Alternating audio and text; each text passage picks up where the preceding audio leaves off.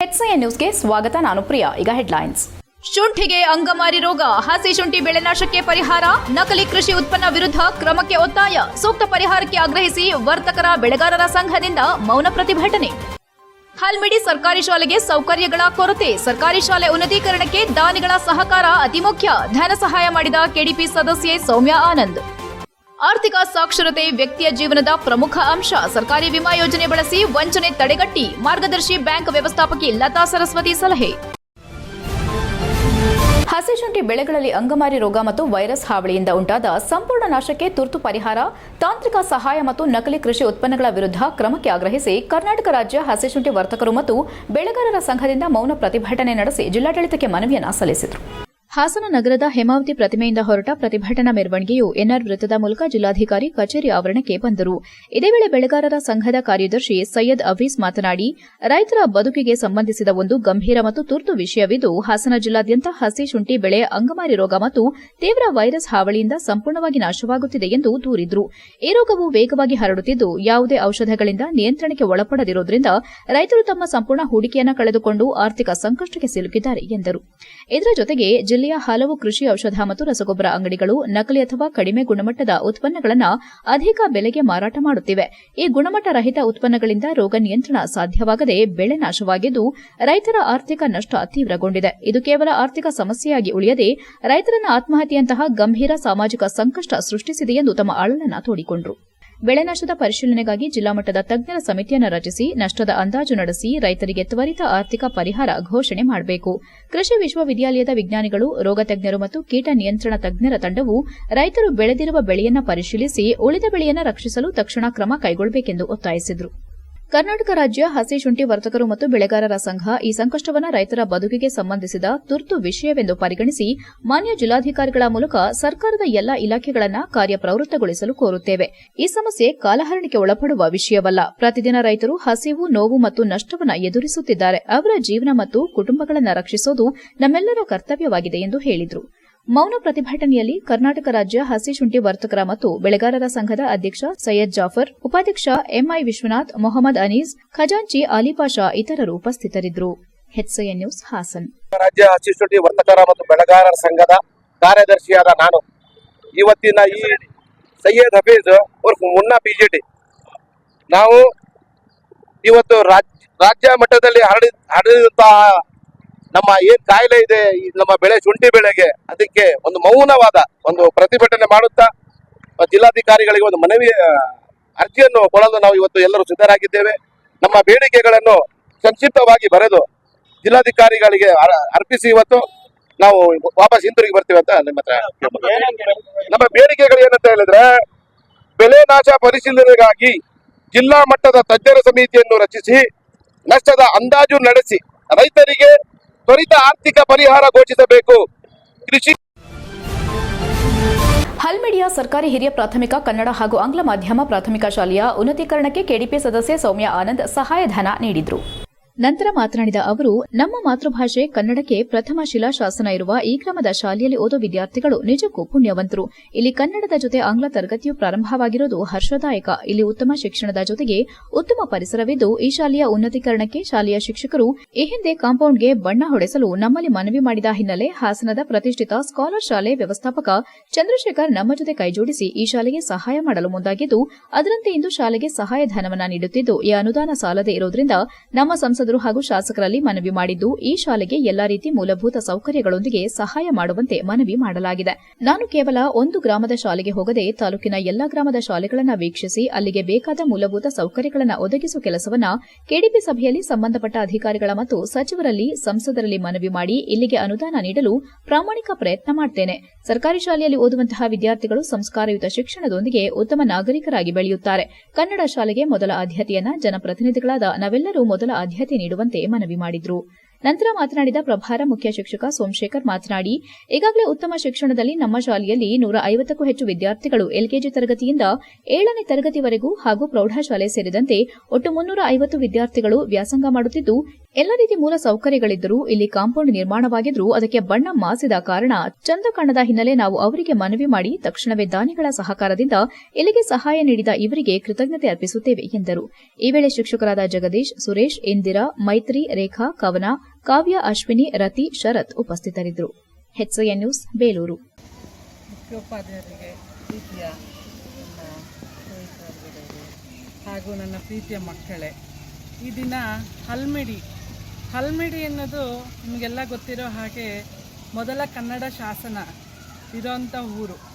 ಇದು ನಿಜವಾಗ್ಲೂ ನಾವು ಎಷ್ಟು ಪುಣ್ಯವಂತರು ಅಂದರೆ ಹಾಸನ ಜಿಲ್ಲೆಯವರು ಹಲ್ಮಿಡಿ ಶಾಸನ ನಮ್ಮ ಜಿಲ್ಲೆಯಲ್ಲಿರೋದೇ ಒಂದು ಹೆಮ್ಮೆಯ ವಿಷಯ. ಅದರಲ್ಲೂ ಇಲ್ಲಿ ಶಾಲೆಗೆ, ನಮ್ಮ ಹಲ್ಮಿಡಿ ಶಾಲೆಗೆ ಮುಖ್ಯೋಪಾಧ್ಯಾಯರು ಹೇಳಿದಾಗೆ ಕಾಂಪೌಂಡ್ ಎಲ್ಲ ಸುಣ್ಣ ಬಣ್ಣ ಏನೂ ಇಲ್ಲ.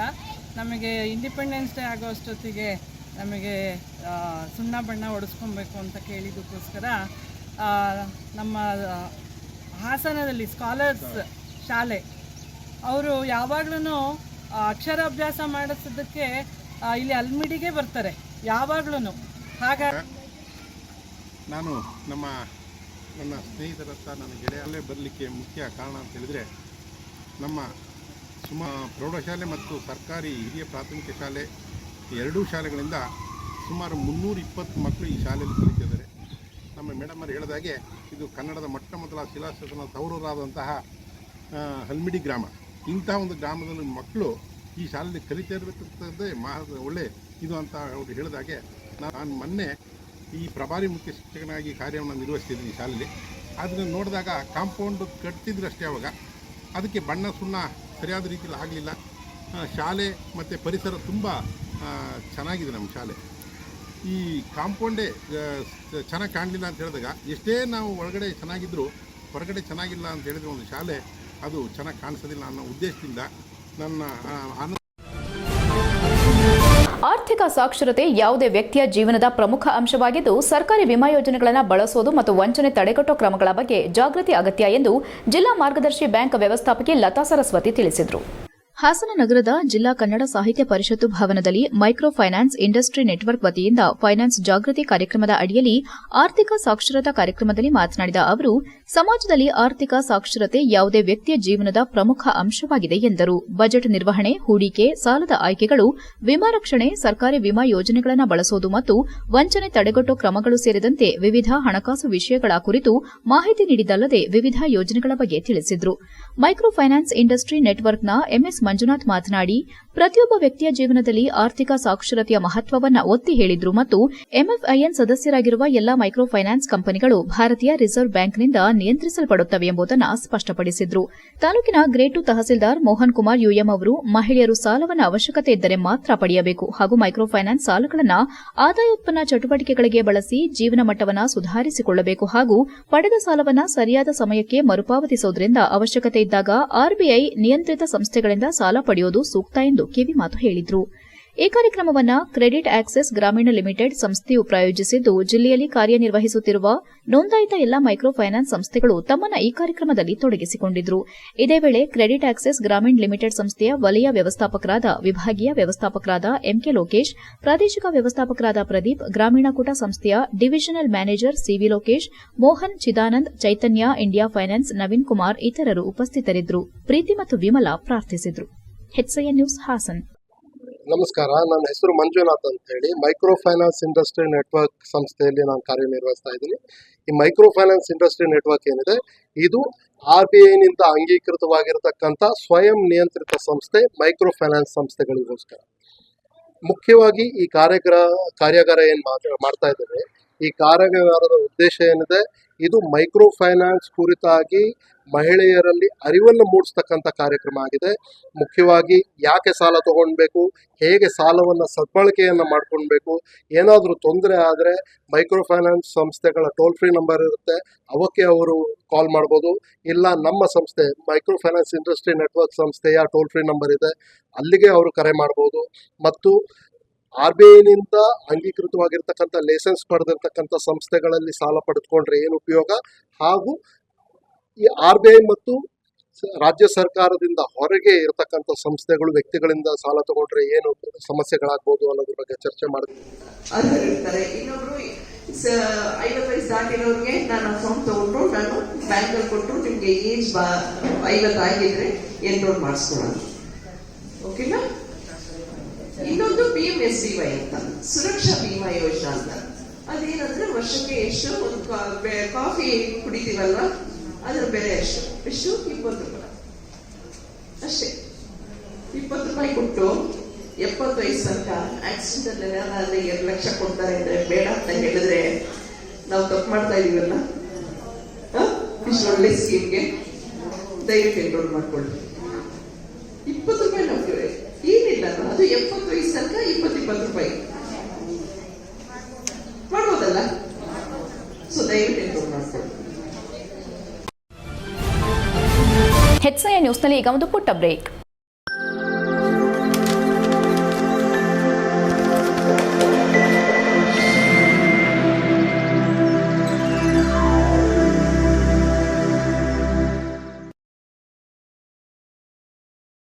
ಬ್ರೇಕ್ನ ನಂತರ HCI ನ್ಯೂಸ್ಗೆ ಸ್ವಾಗತ.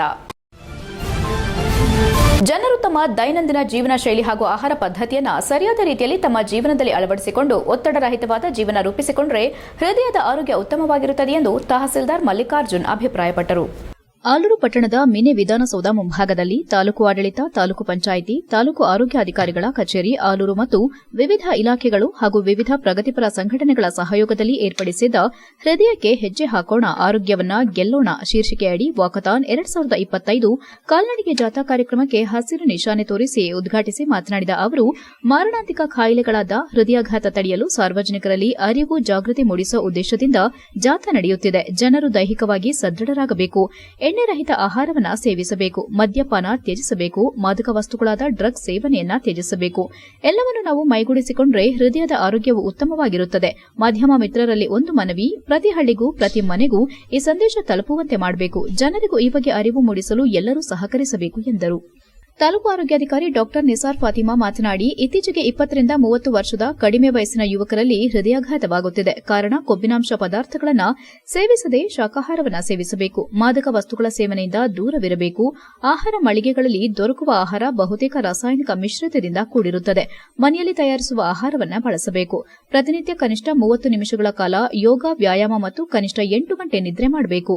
ಉತ್ತಮ ಆಹಾರ, ಉತ್ತಮ ನಿದ್ದೆ, ಉತ್ತಮ ಆಲೋಚನೆ, ವಿಶ್ರಾಂತಿ ಇವುಗಳು ಉತ್ತಮ ಆರೋಗ್ಯದ ಮತ್ತು ಹೃದಯದ ಆರೋಗ್ಯದ ಗುಟ್ಟಾಗಿದ್ದು, ಈ ಬಗ್ಗೆ ಪೋಷಕರು ತಮ್ಮ ಮಕ್ಕಳಲ್ಲಿ ಜಾಗೃತಿ ಮೂಡಿಸಬೇಕು. ಸಾಧ್ಯವಾದಷ್ಟು ಮಕ್ಕಳನ್ನ ಮೊಬೈಲ್ ಬಳಕೆಯಿಂದ ದೂರವಿಡಬೇಕು. ಒಳ್ಳೆಯ ಆಹಾರ ಸೇವನೆ ಮತ್ತು ಉತ್ತಮ ನಿದ್ರೆ ಮಾಡೋದ್ರಿಂದ ಹೃದಯಾಘಾತ ತಡೆಯಲು ಸಾಧ್ಯ. ಹೃದಯವನ್ನು ರಕ್ಷಿಸಿ ಜೀವನವನ್ನು ಆನಂದಿಸಬೇಕು ಎಂದರು.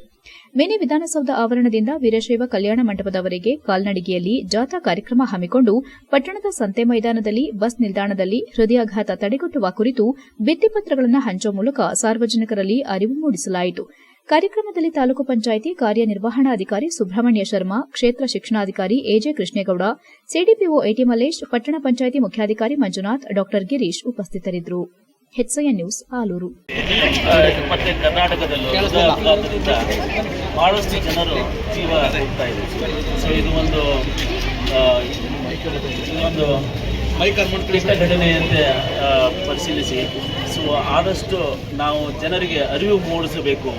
ಯಾವ ರೀತಿ ಹೃದಯದ ಬಗ್ಗೆ ಅವರೇ ಕೇರ್ ಮಾಡ್ಬೋದು, ಮತ್ತು ಯಾವ ಪ್ರಿಕಾಷನ್ಸ್ ತಗೋಬೋದು ಜನರು ಅವ್ರ ಹೆಲ್ತ್ ಬಗ್ಗೆ ಮತ್ತು ಅವ್ರ ಹಾರ್ಟ್ ಬಗ್ಗೆ. ಫುಡ್ ಹ್ಯಾಬಿಟ್ಸಿಂದ ಅಥವಾ ಕುಡಿತದಿಂದ ಇದೆಲ್ಲ ಜಾಸ್ತಿ ಆಗ್ತಾ ಇದೆ. ಸೊ ಅದನ್ನು ಪರಿಗಣಿಸಿ ತಮ್ಮ ಆರೋಗ್ಯವನ್ನು ಒಳ್ಳೆಯದಾಗಿ ನೋಡ್ಕೋಬೇಕು ಅಂತ ಹೇಳಿ ಇದು ಅವೇರ್ನೆಸ್ ತರಬೇಕು. ಇವತ್ತು ನಮ್ಮ ಆಲೂರಲ್ಲಿ ಬುಧವಾರ ಸಂತೆ ದಿವಸ ಅಂತ ಹೇಳಿ ಎಸ್ಪೆಷಲಿ ಇತ್ತೀಚೆಗೆ ಹೃದಯಾಘಾತದಿಂದ ಸಾವು ಆಗ್ತಿರೋದು ಜಾಸ್ತಿ ಆಗಿದೆ. ಅದು ಕಡಿಮೆ ವಯಸ್ಸಿನಲ್ಲಿ 20 ರಿಂದ 30 ವರ್ಷದವರೆಗೆ ಜಾಸ್ತಿ ಹೃದಯಾಘಾತ ಸಂಭವಿಸ್ತಾ ಇರೋದು ಕಂಡು ಬರ್ತಾ ಇದೆ. ಆದ್ದರಿಂದ ನಾವು ಹೃದಯವನ್ನು ರಕ್ಷಿಸಿ ಜೀವನವನ್ನು ನಾವು ಆನಂದಿಸಬೇಕಾಗಿ ನಾವು ಎಲ್ಲರನ್ನೂ ಬೇಡ್ಕೋತೀವಿ. ಇದರಲ್ಲಿ ಜೀವನ ಶೈಲಿಯನ್ನು ಬದಲಿಸಿ ಹಾಗೂ ಉತ್ತಮ ಆರೋಗ್ಯವನ್ನು ಕಾಪಾಡಿಕೊಳ್ಳಲು ನಾವು ಕೊಬ್ಬಿನಾಂಶದ ಪದಾರ್ಥಗಳನ್ನು ತಿನ್ನದೆ ಆರೋಗ್ಯಕರವಾದ ಊಟವನ್ನು ಸೇವಿಸಿ. ಚನ್ನರಾಯಪಟ್ಟಣದಲ್ಲಿರುವ ಸರ್ಕಾರಿ ಮಾಧ್ಯಮಿಕ ಶಾಲಾ ಆವರಣದಲ್ಲಿ ಜುಲೈ 20ರ ಭಾನುವಾರದಂದು ಜಿಲ್ಲಾ ಯುವ ಕಾಂಗ್ರೆಸ್ ವತಿಯಿಂದ ಯುವ ಪರ್ವ ಕಾರ್ಯಕ್ರಮ ಹಮ್ಮಿಕೊಳ್ಳಲಾಗಿದೆ ಎಂದು ಯುವ ಮೋರ್ಚಾ ರಾಜ್ಯ ಪ್ರಧಾನ ಕಾರ್ಯದರ್ಶಿ ಶಶಾಂಕ್ ಗೋಪಾಲಸ್ವಾಮಿ ತಿಳಿಸಿದರು. ಹಾಸನದಲ್ಲಿ ಮಾತನಾಡಿದ ಅವರು, ಈ ಕಾರ್ಯಕ್ರಮದ ಪ್ರಮುಖ ಉದ್ದೇಶಗಳೆಂದರೆ ಜಿಲ್ಲಾ ಯುವ ಕಾಂಗ್ರೆಸ್ನ ಚುನಾಯಿತ ಪದಾಧಿಕಾರಿಗಳಿಗೆ ಪದಗ್ರಹಣ ಕಾರ್ಯಕ್ರಮವನ್ನು ಸಹ ಯುವ ಪರ್ವ ಕಾರ್ಯಕ್ರಮದಲ್ಲಿ ಹಮ್ಮಿಕೊಳ್ಳಲಾಗುವುದು.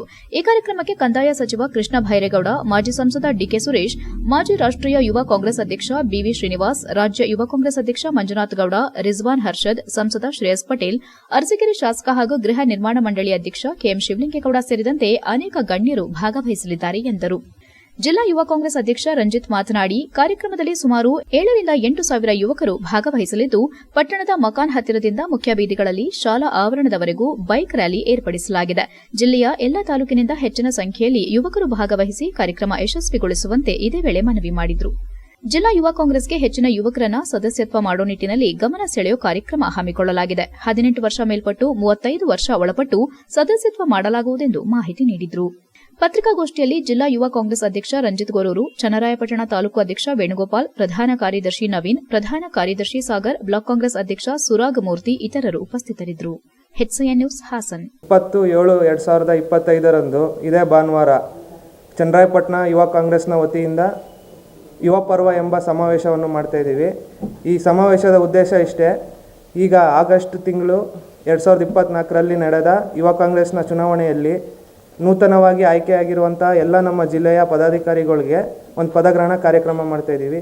ಈ ಕಾರ್ಯಕ್ರಮಕ್ಕೆ ಮುಖ್ಯವಾಗಿ ಕರ್ನಾಟಕ ಸರ್ಕಾರದ ಕಂದಾಯ ಸಚಿವರಾದಂತಹ ಕೃಷ್ಣ ಬೈರೇಗೌಡರು ಹಾಗೂ ಸಚಿವರಾದಂಥ ರಾಜಣ್ಣನವರು ಹಾಗೂ ಮಾಜಿ ಸಂಸದರಾದಂಥ ಡಿಕೆ ಸುರೇಶ್ರವರು ಹಾಗೂ ನಮ್ಮ ಯುವಕರುಗಳಿಗೆ ಒಂದು ಧನ್ಯವಾದ ಹೇಳಬೇಕು ಅನ್ನೋ ಒಂದು ನಿಟ್ಟಿನಲ್ಲಿ ಒಂದು ಕಾರ್ಯಕ್ರಮನ ಆಯೋಜನೆ ಮಾಡಬೇಕಾಗಿತ್ತು. ಅದು ನಮ್ಮ ಹಾಸನ ಹೆಡ್ಕ್ವಾರ್ಟಲ್ಲಿ ಮಾಡಬೇಕಿತ್ತು ಅಂತ ಅಂದ್ಕೊಂಡಿದ್ವಿ. ಈಗ ನಾವು ಚನ್ನರಾಯಪಟ್ಟಣದಿಂದ ಪ್ರಾರಂಭ ಮಾಡ್ತಾ ಇದ್ವಿ. ಪ್ರತಿ ವಿಧಾನಸಭಾ ಕ್ಷೇತ್ರದಲ್ಲೂ ಕೂಡ ಒಂದು ಬೃಹತ್ ಯುವ ಕಾಂಗ್ರೆಸ್ನ ಒಂದು ಸಮಾವೇಶನ ಮಾಡ್ತೀವಿ. ಪ್ರಾರಂಭವಾಗಿ ನಾವು ಚನ್ನರಾಯಪಟ್ಟಣನ ಆಯ್ಕೆ ಮಾಡ್ಕೊಂಡಿದ್ವಿ. ಈ ಒಂದು ಕಾರ್ಯಕ್ರಮಕ್ಕೆ ನಮ್ಮ ಜಿಲ್ಲೆಯ ಉಸ್ತುವಾರಿ ಸಚಿವರು ಮತ್ತು ನಮ್ಮ ಕಂದಾಯ ಸಚಿವರಂಥ ಕೃಷ್ಣ ಬೈರೇಗೌಡರು, ನಮ್ಮ ಯುವ ಕಾಂಗ್ರೆಸ್ನ ಮಾಜಿ ಅಧ್ಯಕ್ಷ ಅಂತ ಬಿವಿ ಶ್ರೀನಿವಾಸ್ ಅವರು, ನಮ್ಮ ರಾಜ್ಯ ಅಧ್ಯಕ್ಷ ಅಂತ ಮಂಜುನಾಥ್ ಗೌಡರು. HCN ನ್ಯೂಸ್ನಲ್ಲಿ ಈಗ ಒಂದು ಪುಟ್ಟ ಬ್ರೇಕ್.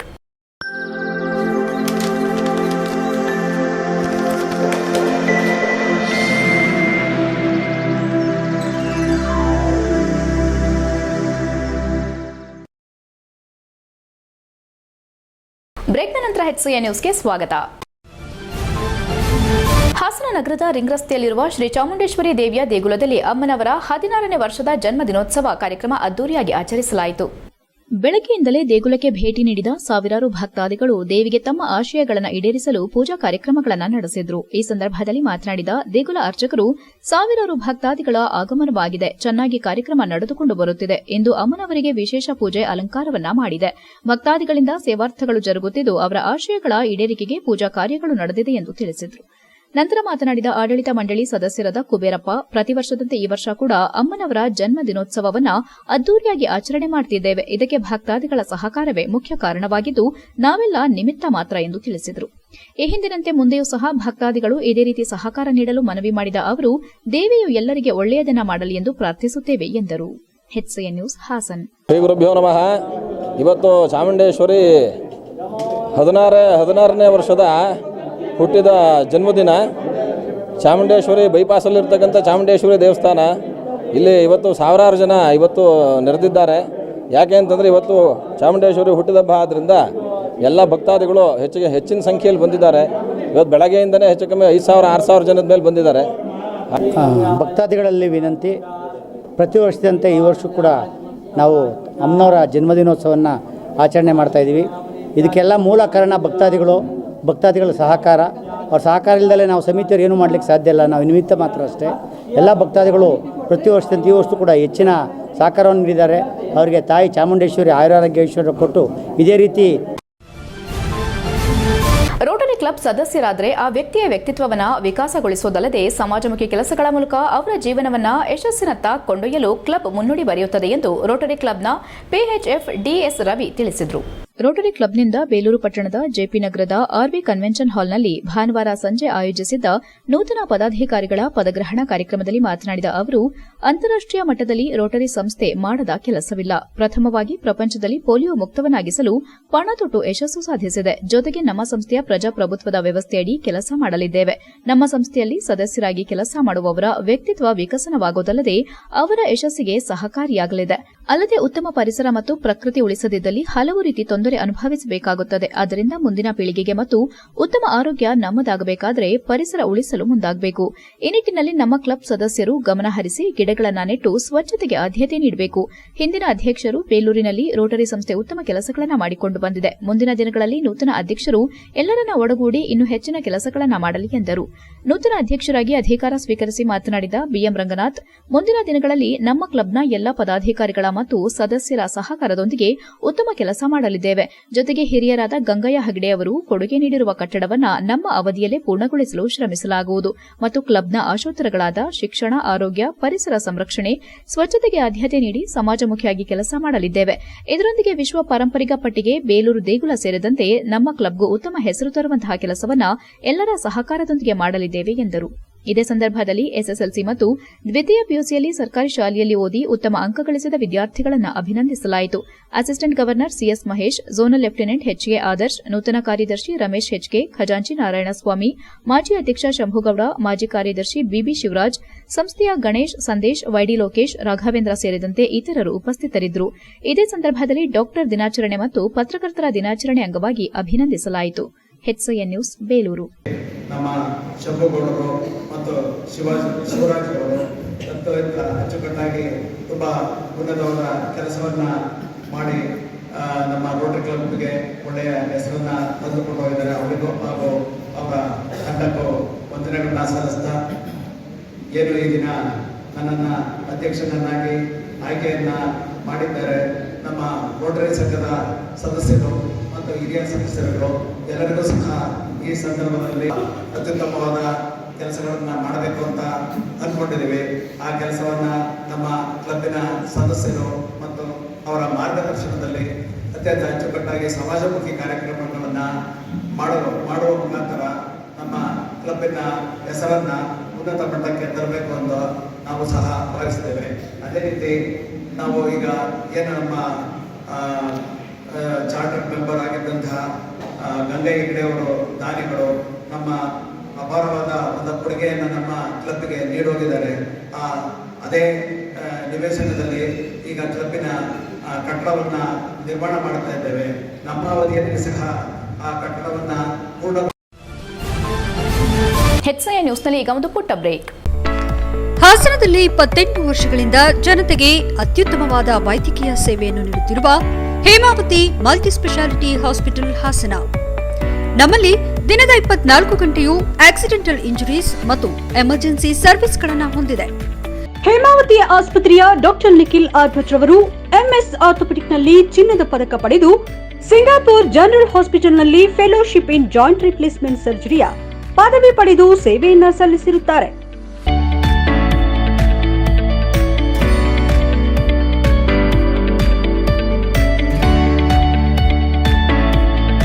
ನಮ್ಮಲ್ಲಿ ಆಂಬ್ಯುಲೆನ್ಸ್ ಸೇವೆಯೂ ಲಭ್ಯ. ಇನ್ನೇಕೆ ತಡ? ನೀವು ಯಾವುದೇ ಮೂಳೆ ಸಮಸ್ಯೆ ಹೊಂದಿದರೆ ಇಂದೇ ಭೇಟಿ ನೀಡಿ. ಹೇಮಾವತಿ ಮಲ್ಟಿ ಸ್ಪೆಷಾಲಿಟಿ ಹಾಸ್ಪಿಟಲ್, ಉತ್ತರ ಬಡಾವಣೆ, ಹಾಸನ. ಬ್ರೇಕ್ನ ನಂತರ HCN ನ್ಯೂಸ್ಗೆ ಸ್ವಾಗತ. ಹಾಸನ ನಗರದ ಸಮೀಪ ಬಿ ಕಾಟಿಹಳ್ಳಿಯಲ್ಲಿರುವ ಮ್ಯಾಜಿಕ್ ಬಸ್ ಇಂಡಿಯಾ ಫೌಂಡೇಶನ್ ಸಹಯೋಗದೊಂದಿಗೆ ಸಂತ ಜೋಸೆಫರ ಕಾಲೇಜು ಆವರಣದಲ್ಲಿ 2 ದಿನಗಳ ಕಾಲ ಹಮ್ಮಿಕೊಳ್ಳಲಾಗಿದ್ದ ಕೌಶಲ್ಯ ಅಭಿವೃದ್ಧಿ ಕಾರ್ಯಾಗಾರಕ್ಕೆ ಬುಧವಾರದಂದು ಚಾಲನೆ ನೀಡಿದರು. ಮ್ಯಾಜಿಕ್ ಬಸ್ ಇಂಡಿಯಾ ಫೌಂಡೇಶನ್ನ ಜೋಸ್ವತ್ ಡಾರ್ಡಿನ್ ಮಾತನಾಡಿ, ವಿದ್ಯಾರ್ಥಿಗಳಿಗೆ ಕೌಶಲ್ಯಾಭಿವೃದ್ಧಿ ಹೆಚ್ಚಿಸಲು 3 ದಿನದ ತರಬೇತಿಯನ್ನು ಕೊಡಲಾಗುತ್ತಿದೆ. ನಂತರ ಬೆಂಗಳೂರು ಮತ್ತು ಹಾಸನದ ವಿವಿಧ ಕಂಪನಿಗಳ ಬೃಹತ್ ಉದ್ಯೋಗ ಮೇಳ ಎದುರಿಸಲು ಅನುಕೂಲ ಮಾಡಿಕೊಡಲಾಗುವುದು. ಪ್ಲೇಸ್ಮೆಂಟ್ ಟ್ರೈನಿಂಗ್ ಇದಾಗಿದ್ದು, ಕೆಲಸಕ್ಕೆ ಸೇರಲು ಹೇಗೆ ಸಂದರ್ಶನ ಎದುರಿಸುವುದು ಈ ಬಗ್ಗೆ ತರಬೇತಿಯಲ್ಲಿ ತಿಳಿಸಲಾಗುತ್ತದೆ. ಪದವಿ, ಸ್ನಾತಕೋತ್ತರ ಪದವಿ, ಐಟಿಐ ಮತ್ತು ಡಿಪ್ಲೊಮಾ ಪಾಸ್ ಆದವರು ಹಾಗೂ ಇತರೆ ಕೌಶಲ್ಯಗಳನ್ನು ಹೊಂದಿರುವ ಅರ್ಹ ಅಭ್ಯರ್ಥಿಗಳನ್ನು ಈ ಉದ್ಯೋಗ ಮೇಳದಲ್ಲಿ ಆಯ್ಕೆ ಮಾಡಲಾಗುವುದು ಎಂದರು. ಸೆಂಟ್ ಜೋಸೆಫ್ ಕಾಲೇಜು ಕ್ಯಾಂಪಸ್ನ ಫಾದರ್ ಮೆಲ್ವಿನ್ ಯಗಾಸ್ ಮಾತನಾಡಿ, ಮ್ಯಾಜಿಕ್ ಬಸ್ ಇಂಡಿಯಾ ಫೌಂಡೇಶನ್ ಸಹಯೋಗದಲ್ಲಿ ಉದ್ಯೋಗ ಮೇಳ ಆಯೋಜಿಸಲಾಗಿದೆ. ನಗರದ ಸಮೀಪ ಬಿ ಕಾಟಿಹಳ್ಳಿಯಲ್ಲಿರುವ ಸೆಂಟ್ ಜೋಸೆಫ್ ಕಾಲೇಜು ಆವರಣದಲ್ಲಿ ಮೊದಲ 2 ದಿನಗಳ ಕಾಲ ವಿವಿಧ ಕಂಪನಿಗಳ ಬೃಹತ್ ಉದ್ಯೋಗ ಮೇಳಕ್ಕೆ ಸಿದ್ದತೆಯನ್ನ ಮಾಡಲಾಗುತ್ತಿದೆ. 3ನೇ ದಿನದಲ್ಲಿ ಬೆಂಗಳೂರು ಮತ್ತು ಹಾಸನದಿಂದ ಕಂಪನಿಗಳು ಬರುತ್ತಿವೆ. ಉದ್ಯೋಗ ಸಿಗಲೆಂದು ಅವಕಾಶ ಕಲ್ಪಿಸಲಾಗುತ್ತಿದೆ ಎಂದರು. ಸೆಂಟ್ ಜೋಸೆಫ್ ಕಾಲೇಜು ಒಂದು ಪ್ರತಿಷ್ಠಿತ ಶಿಕ್ಷಣ ಸಂಸ್ಥೆಯಾಗಿದೆ ಮತ್ತು ಇವು ಸಾಂಪ್ರದಾಯಿಕ ಶ್ರೇಷ್ಠತೆಯನ್ನ ಹೊಂದಿದ್ದು, ಜುಲೈ 18ರಂದು ಬೆಂಗಳೂರು ಮತ್ತು ಹಾಸನದ ವಿವಿಧ ಕಂಪನಿಗಳ ಬೃಹತ್ ಉದ್ಯೋಗ ಮೇಳವನ್ನು ಆಯೋಜಿಸಲಾಗಿದ್ದು, ಇದರ ಪ್ರಯೋಜನ ಪಡೆದುಕೊಳ್ಳುವಂತೆ ಸಲಹೆ ನೀಡಿದರು. ಇದೇ ವೇಳೆ ಮ್ಯಾಜಿಕ್ ಬಸ್ ಇಂಡಿಯಾ ಫೌಂಡೇಶನ್ನ ನಿಖಿಲ್, ಕಾಲೇಜಿನ ಕನ್ನಡ ವಿಭಾಗದ ಮುಖ್ಯಸ್ಥರಾದ ರಂಗೇಗೌಡ, ಕಾಲೇಜಿನ ಉಪ ಪ್ರಾಂಶುಪಾಲರಾದ ಪ್ರದೀಪ್, ಗ್ರಂಥಪಾಲಕಿ ಶಶಿಕಲಾ ಸೇರಿದಂತೆ ಇತರರು ಉಪಸ್ಥಿತರಿದ್ದರು. HCN news Hassan. Okay, hi, ನನ್ನ ಹೆಸರು ಜಾಶ್ವಾ ಡ್ಯಾನಿಯಲ್ ಅಂತ. ನಾನು ಮತ್ತು ನಿಖಿಲ್ ಮ್ಯಾಜಿಕ್ ಬಸ್ ಫೌಂಡೇಶನ್ ಇಂದ ಬರ್ತಾ ಇದ್ದೀವಿ. We are trainers here. ಇಲ್ಲಿ ಬಂದ್ಬಿಟ್ಟು ನಾವು 3 days training program along with placement ಮಾಡ್ತಾ ಇದ್ದೀವಿ. ಈ 3 days ಟ್ರೈನಿಂಗ್ ಪ್ರೋಗ್ರಾಮಲ್ಲಿ we are training the students on placement and how to get ready for their careers. So ಈ 2 days ಟ್ರೈನಿಂಗ್ ಮಾಡಿ ಆಮೇಲೆ 1 day we are doing a job drive and we are inviting companies from Bangalore and the college management is very happy to do that, and Magic Bus Foundation is an NGO organization and we are doing this training and placement free of cost. So I welcome everyone to make use of this opportunity. Thank you so much. Joseph college Hassan, ಇಲ್ಲಿಂದ ನಾವು ಈ ಒಂದು ಒಳ್ಳೆಯ ಉದ್ಯೋಗ ಮೇಳವನ್ನು ಮಾಡ್ತಾ ಇದ್ದೀವಿ. ಮೊದಲ 2 ದಿವಸಗಳು ಈ ಉದ್ಯೋಗಕ್ಕೆ ತಯಾರಿಯನ್ನು ಮಾಡ್ತಾ ಇದ್ದೇವೆ, ನಮ್ಮ ಸಿದ್ಧತೆಯನ್ನು ಮಾಡ್ತಾ ಇದ್ದೀವಿ ನಮ್ಮ ಸ್ಟೂಡೆಂಟ್ಸ್ ಅವರಿಗಾಗಿ. ಮತ್ತು 3ನೇ ದಿನ ನಾವು ಸುಮಾರು 10-12 ಕಂಪನಿಗಳು ಬೆಂಗಳೂರು ಮತ್ತು ಹಾಸನದಿಂದ ಬರ್ತಾ ಇವೆ. ಅವರು ನಮ್ಮ ಮಕ್ಕಳನ್ನು ಸೆಲೆಕ್ಟ್ ಮಾಡ್ತಾ ಇದ್ದಾರೆ. ಅದಕ್ಕೆ ಇದೆಲ್ಲ ಸಾರ್ವಜನಿಕ ಹಿತಾಸಕ್ತಿಗಾಗಿ ಮಾಡ್ತಿದ್ದೇವೆ. ಯಾಕೆಂದ್ರೆ ಈ ಒಂದು ಹಾಸನ ಒಂದು Tier 3 ಸಿಟಿ ಅಂತ ಹೇಳ್ತೇವೆ. ಇಲ್ಲಿ